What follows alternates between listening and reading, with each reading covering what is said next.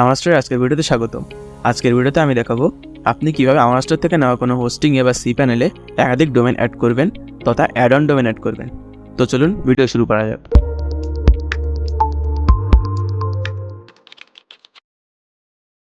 তো কখনো কখনো এমন হয় যে আমাদের মনে হয় আমরা আমাদের একটি হোস্টিংয়ে 3-4টি ওয়েবসাইট হোস্ট করি। তখন সেক্ষেত্রে আমাদের যেটি করতে হয়, আমাদের একই হোস্টিংয়ে 3-4টি ডোমেন নেম পার্ক করতে হয়। তো এই কারণে আমাদের হোস্টিংয়ে অ্যাড অন ডোমেন তৈরি করতে হয়। তো আজকে দেখাবো কীভাবে আপনি আমারহস্টারের কোনো হোস্টিংয়ে অ্যাড অন ডোমেন অ্যাড করবেন। তো এর জন্য প্রথমে আমারহস্টার অফিসিয়াল ওয়েবসাইটে চলে আসুন এবং এখান থেকে প্যানেল লগইনে ক্লিক করুন।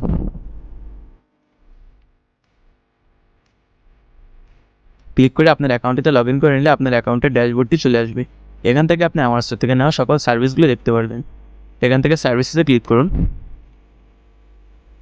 ক্লিক করলে আমারহস্টারে আপনার যে হোস্টিংগুলো নেওয়া রয়েছে সবগুলো এখানে দেখতে পারবেন।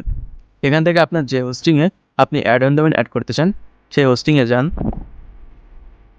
এবং সেই হোস্টিংয়ের ড্যাশবোর্ড থেকে লগ ইন টু cPanel-এ ক্লিক করুন। অর্থাৎ আপনার যে হোস্টিংয়ে আপনি ডোমেনটি অ্যাড করতে চান সেই হোস্টিংয়ে cPanel-এ যান।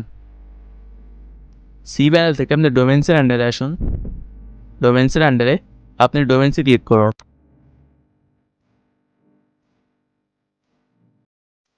ক্লিক করার পরে আপনাদের সামনে এমন একটি ইন্টারফেস আসবে। এখান থেকে আপনি ক্রিয়েট এ নিউ ডোমেন এখানে ক্লিক করুন। ক্লিক করার পরে এখানে আপনার যে ডোমেনটি আপনি অ্যাড অন ডোমেন হিসেবে অ্যাড করতে চান সেটি এখানে দিন।